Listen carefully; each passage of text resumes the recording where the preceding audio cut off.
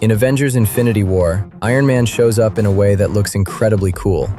Tony Stark only needs to tap the reactor in his chest, and the Iron Man suit forms instantly, complete with all its new weapons. Where'd that come from? It's Nanotech, you like it? Yep, that's Tony Stark's nanotechnology. And we can all agree, what Tony Stark pulls off doesn't really make sense. But hey, it's a movie. Even so, nanotechnology itself already feels kind of insane in the real world. Nanotechnology, making small stuff do big things. Pretty simple definition. We are able now to, atom by atom, design new materials with designer functionalities. The game of science has different rules when you play it in the nanoscale. Because once you're talking about nanotech, you're not dealing with normal sizes anymore. We're working at a scale so small, basically down at the atomic level. And at that scale, materials stop behaving the way we're used to in everyday life. Stuff doesn't behave like normal metal or solid materials anymore. The rules start to change, physics gets less intuitive, and things don't work the way we expect. That's why nanotechnology feels so unreal. So what actually is nanotechnology? Let's talk about it.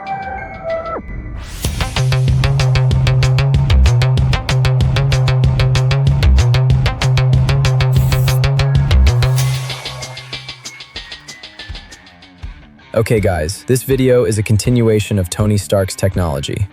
In the previous videos, we already talked about the arc reactor and the new element Tony Stark created. Now, we're moving into the final stage of his tech evolution, the nanotechnology. Do you remember the first Iron Man? Back then, if Tony wanted to suit up, he had to do it inside his base. Yeah, it looked cool, but it clearly wasn't practical. Then Iron Man 2 came along, and the tech started shrinking. The armor could be carried around in a suitcase. By Iron Man 3, the jump was obvious. Tony didn't even need the armor next to him anymore. He could just call it from a distance, and it would fly straight to him. But the peak of all this shows up in Avengers Infinity War. To suit up, Tony doesn't prepare anything. He just taps the reactor in his chest, and the armor forms instantly, fully assembled with all its laser weapons. Of course, the glowing effects are there to make it look cool. Where'd that come from? It's Nanotech, you like it? But if you look at Tony Stark's tech journey as a whole, there's a clear pattern in how technology evolves. It's all about making humans move less, deal with less hassle, and get things done faster. And the clearest real-world example of this is the evolution of computers. When computers first showed up, they looked like this. They were so big, basically taking up a whole room. Then they shrank into machines you could place on a desk. Then they turned into laptops you could carry anywhere. And today, that same computer fits inside your pocket as a smartphone. Computers kept getting more powerful while getting smaller at the same time, mainly because transistors kept shrinking. Early transistors were huge, bulky, and tube-based. Over time, they evolved into much smaller components. And today, we know them as semiconductors. Inside a single semiconductor chip, there are billions of transistors packed together. As of 2025, the size of a transistor inside modern chips has already reached around 2 nanometers. And by 2027, it's expected to shrink even further, down to 1 nanometer. Just to give you a sense of scale, 1 nanometer is 1 meter divided by a billion. Comparing 1 meter to 1 nanometer is like comparing the Earth to a marble. Nano means 1 billionth. A nanometer is 1 billionth of a meter. Or just imagine your own hair. It's about 100,000 nanometers thick, meaning to get to 1 nanometer, you'd have to split that hair 100,000 times. That's incredibly small, right? At this scale, we're no longer in the world of everyday objects. We're already touching the world of molecules or even atoms. Undoubtedly, you can look at molecules and indeed atoms at that level. And yeah, the transistors inside modern semiconductor chips are already a real-world example of nanotechnology. But that's not the only thing. There are also nanoparticles, which are a key idea behind Tony Stark's latest tech. Then there are self-assembling nanostructures, some of which literally look like venom when you see them under a microscope. And believe it or not, there's even something called a nanocar, a car built at the molecular scale. Let's break them down one by one. Nanoparticles are a term in nanotechnology for materials that are broken down into extremely small pieces, usually in the range of 1 to 100 nanometers.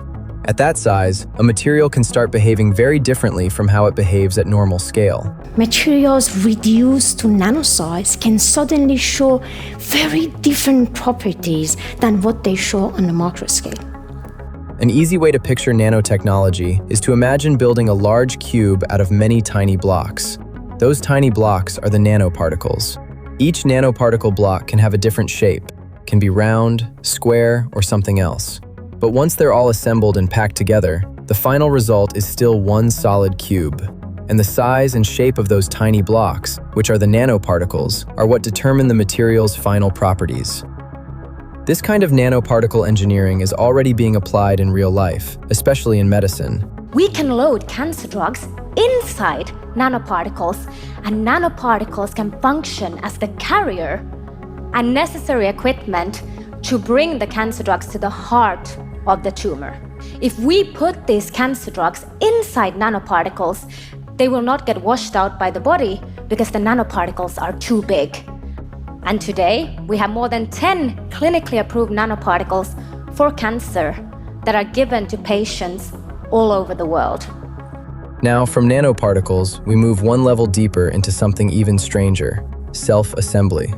As demonstrated by Rice University, carbon nanoparticles have been shown to link up with each other, forming cable-like networks that can conduct electricity, enough to even light up a bulb. This phenomenon is known as Tesla electrophoresis, where particles move and reorganize under the influence of an electric field generated by a Tesla coil. That is, if you can get things to build themselves, just as in biology, we build ourselves. This combination of nanoparticles and self-assembly is basically the core idea behind Tony Stark's latest technology.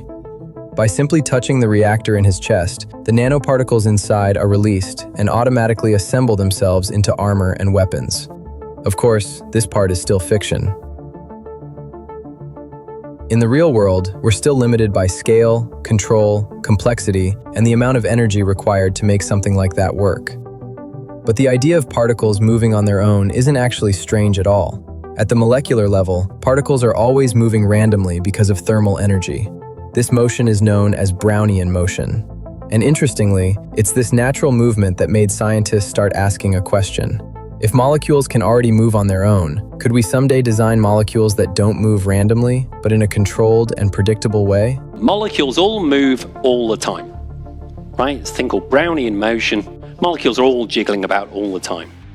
The real question is, how do I control that? That's where the idea of nanobots comes from. But it's important to be clear here. Nanobots in the real world aren't tiny robots with brains and engines. They're simply molecular structures designed to respond to specific forms of energy and move in ways we can predict. One of the most extreme examples of this idea is something called a nanocar. A nanocar isn't a vehicle in the usual sense. It's a single molecule designed to resemble a car, with parts that can rotate because of energy interactions at the atomic surface. There's even an official nanocar race, where research teams from different countries compete by designing their own molecular cars. On this gold surface you see some higher parts, and these are molecules on the surface. What we're going to try to do now is to move these molecular assemblies in a certain direction, and this is what I'm going to try to do. We obviously can't see the race with our eyes, because the entire track is only about 100 nanometers long, thousands times thinner than a human hair. The race is observed using a scanning tunneling microscope, a specialized instrument that can image and manipulate objects at the atomic scale. And yeah, this is where nanotechnology starts to feel like science fiction, even though it's very much real. One thing we often forget is that nanotechnology isn't actually new. This concept has existed in nature long before humans even knew what atoms were. We just started noticing it recently, after we finally built tools that let us see this ultra-small world. Take geckos, for example. Every toe on a gecko's foot is covered with billions of tiny hair-like structures at the nanometer scale, called spatulae. These spatulae interact with molecules on a wall in a way that almost feels magnetic, which is why geckos can walk straight up walls. So when it comes to climbing walls, geckos are the real experts. Spider-Man doesn't even come close.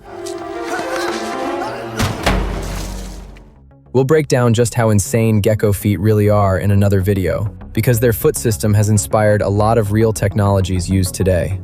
So nanotechnology isn't really a modern invention. It's a basic rule of nature. Humans are just starting to learn how to copy it. And when you zoom out, nanotechnology isn't about turning humans into Iron Man. Nanotechnology is about one simple but extreme idea: controlling matter at the smallest possible scale. At that level, size alone is enough to change a material's properties, its behavior, and even its function. Iron Man is still fiction. A suit forming out of someone's chest and turning into weapons isn't realistic, at least not yet. But the core idea isn't made up out of nowhere. The real world has been moving in the same direction for a long time, through transistors, nanoparticles, self-assembly, and molecular machines.